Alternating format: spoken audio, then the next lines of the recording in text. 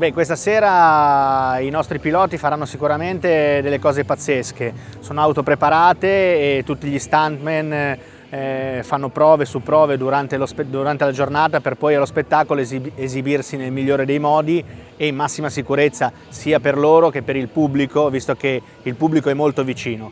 Faremo anche degli effetti speciali cinematografici che abbiamo utilizzato per delle fiction, abbiamo fatto controfigura per delle fiction. Faremo degli effetti speciali esplosivi con del fuoco, una macchina che attraversa il fuoco, una cosa un po' particolare.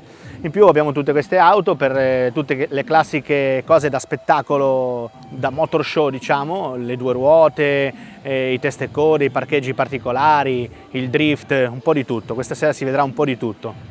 Beh, ce n'è tantissimi che si avvicinano a questo mondo, quasi tutti sono di famiglia, di generazione che fanno questo mestiere, infatti noi abbiamo diversi piloti, vabbè, Ivan Furneaux è il capo team, poi abbiamo Tommy Bizzarro che è la terza generazione di piloti, quindi già l'ha fatto suo nonno, suo papà e ora lui, e quindi già si viene da generazioni, ma ci sono quelli che si avvicinano ultimamente soprattutto più con moto da strada e motard più che con le macchine. Con le macchine è un po' più particolare anche perché le macchine hanno un costo più elevato per mantenerle, per modificarle, per tenerle in un certo modo.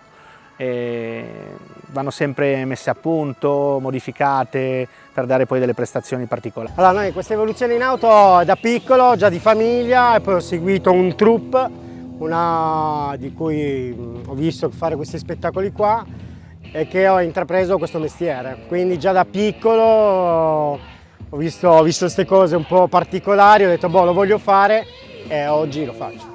Adesso nelle auto c'è un sacco di elettronica, c'è un sacco di... ma queste sono ancora auto autentiche, no? Motori Sì, ancora motori autentici, ancora motori di vecchia generazione in cui ancora si sente ancora bene il motore. Si può ancora giocare. Si può ancora giocare, esatto.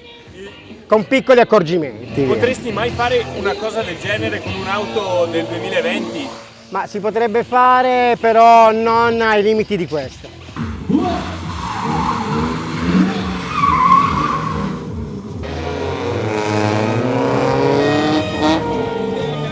Recuperato! Attenzione al lancio!